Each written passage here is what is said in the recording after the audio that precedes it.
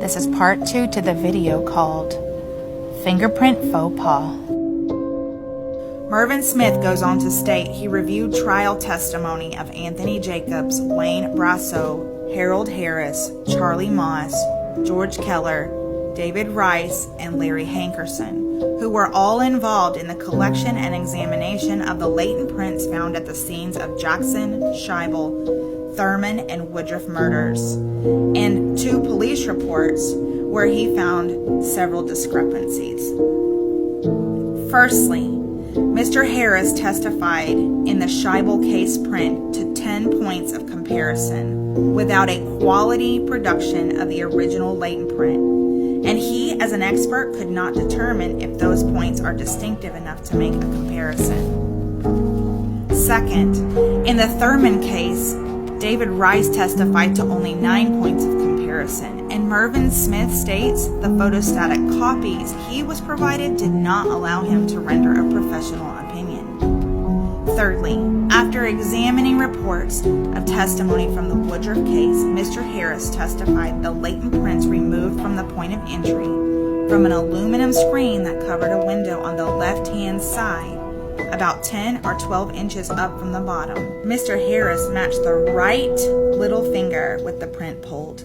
But Mervyn Smith indicates there are 3 troubling aspects of the testimony given by Mr. Harris. First, after 41 years of experience, little finger latent prints are least likely to result in a positive identification. Second, Harris testified he found the latent print on the left bottom of the screen matched Carlton Gary's right little finger. However, it would be unusual for the right hand of Carlton Gary to come in contact with the left side of the screen. When Mervyn Smith reviewed the report by George Keller, no latent prints were actually lifted from the screen, but were instead found on the outside top of the windowsill. The fourth discrepancy that Mervyn Smith found was in relation to the Jackson case. There were only 7 points of comparison. In order for a print to be identified on so few points of comparison, the points would have to be clear and distinct.